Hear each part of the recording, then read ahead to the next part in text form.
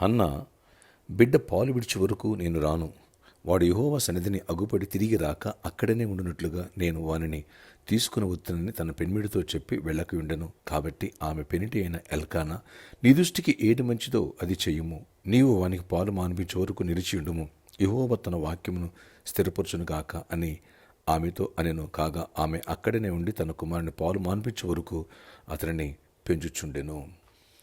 మొదటి సమూయేలు 1 అధ్యాయము 22-23 వచనాలు. Praise Jesus. ఈరోజు May 16th Friday. Good morning. పరలోకనిస్తున్న సంఘ బిడ్డలందరికీ, ఆత్మీయులకు, దైవజనులకు, ఇతర ఆశ్రిత దేశాల మన పిల్లలందరికీ కృపాక్షేమములు సమృద్ధిగా విస్తరించునుగాక. ఫ్రెండ్స్, ఇక్కడ చూడండి, ఎల్కానా అన్న భార్యాభర్తలు. మొదట అన్న పిల్లలు లేరని, తన చవితి చాలా విసిగిస్తుందని ఏడుస్తూ ఉంటే ఎల్కానా అన్నాడు, ఇదే అధ్యాయంలో 8 వచనాల్లో, ఎందుకమ్మా నువ్వు ఏడుస్తున్నావు? నువ్వెందుకు భోజనం మానేస్తున్నావు? నీకు మనోవిచారం ఎందుకు? 10 మంది కుమారుడు కన్నా ఎక్కువ వాడిన కానా? నేను అలా చూసుకోవట్లేదు. ఎప్పుడన్నా నిన్ను అది లేదు ఇది లేదని వేదులు చూపెట్టానా? తక్కువగా మాట్లాడానా? ఎందుకు అని ఆదరణ, ధైర్యాన్ని, ఓదార్పుని భర్త, ఒక తండ్రిలా, ఒక భర్తలా ఎల్కానా అందిస్తున్నాడు. ఇక్కడ చూడండి, ఆమె వెళ్ళి దేవుని సందులో మొరపెట్టింది. దేవుడు తన ప్రార్థన విన్నాడు. సమూయేలు అనే బిడ్డనిచ్చాడు. ముందే అన్న మొక్కుకుంది, ప్రభా నువ్వు నా కుమారునిస్తే నీ సేవకి ఇచ్చేస్తానని. ఈ విషయాన్ని భర్తతో చెప్పింది. భర్త అంటున్నాడు, ఆత్మీయుడు, ఐశ్వర్యవంతుడు, లేక పుట్టాడు.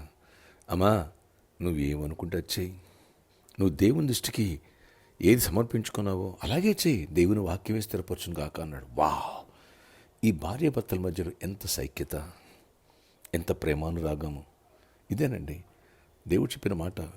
విశ్వసించేవారు ఏకాత్మ ఏక మనసు అన్నారే, అలాగే పురుషుడు తన తల్లిని తండ్రిని విన్నాడు, తన భార్యను హత్తుకును, వారిరు ఏక శరీరం అవుతున్నారే, అలాగే ఏక మనసు, ఏక శరీరం, ఏక హృదయం కావాలా.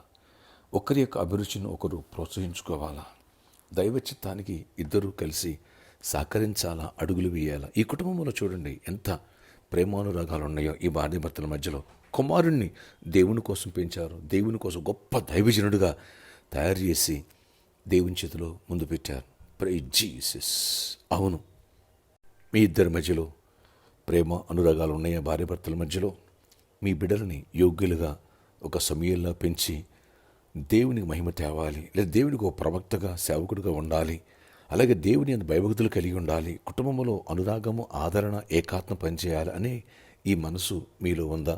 అన్న ఎల్కానా కుటుంబాల మధ్యలో ఎక్కడ కొట్లాటలు లేవు. ఆ చబతి వల్ల కొంత పోరొచ్చింది కానీ బట్ వీరిరువురు చాలా పీస్ ఆఫ్ మైండ్తో ఏక మనసుతో ఉన్నారు. అందుకనే యోగ్యుడైన సమూయేలు గొప్ప ప్రవక్తగా స్థిరపరచబడి, చెడు అలవాట్లు లేవు, చీకటి వేషాలు లేవు. Praise Jesus. మన బిడ్డలందరూ అలా ఉండాలా, మన కుటుంబాలు ఎలా ఉండాలా, పరలోక రాజ్యానికి భూమి మీద మన కుటుంబాలు కేరపడ్రస్లో ఉండాలి. మనం చూసి దేవుడు వీళ్ళకి పెళ్లి చేసినందుకు, వీళ్ళ కుటుంబాన్ని ఇచ్చినందుకు ఆయన సంతోషించాలా, ఆయనకి ఇష్టమైన ప్రొడక్షన్ బయటకు వచ్చిందని ఆనందించాలా. అలాంటి బిడ్డలు తయారు చేయాలి. కానీ ఇదే సమూయేలు గ్రంథంలో ఉన్నాయి, ఏలి అనే దైవజనుడు, ఆయనకు 2 కుమారులు ఉన్నారు. వారిరువురు కూడా దేవునికి అయిష్టులుగా, అసహ్యంగా జీవించారు. ఎందుకని దేవునితో రిలేషన్ లేదు. అలాంటి కుటుంబంగా మన బిడ్డలుగా మనం ఉండకూడదు. ప్రార్థన ఆశ్చర్యక్రీడ. ఎవరి ప్రార్థనకి వేస్తున్న ప్రతి ఒక్క బిడ్డను దర్శించండి. నాన్న, అన్న ఎల్కానా కుటుంబంలో సమూయేల్లా మా పిల్లలు ఉండాలా. అన్ని విషయాలు దీవెన, ఆశీర్వాదం, కృపనివ్వండి, సమాధానం ఇవ్వండి. ఎవరికి జాబ్ లేదు, ఎవరికి జాబ్స్ ఇవ్వండి, ఎవరికి అనారోగ్యం ఉండి స్వస్థపరచండి, అద్భుతంగా జాబ్స్ ఇవ్వండి. కాంపిటేటివ్ ఎగ్జామ్ హాస్పిటల్ని దీవించండి, రాసిన వాడు గుడ్ రిజల్ట్స్ ఇవ్వండి.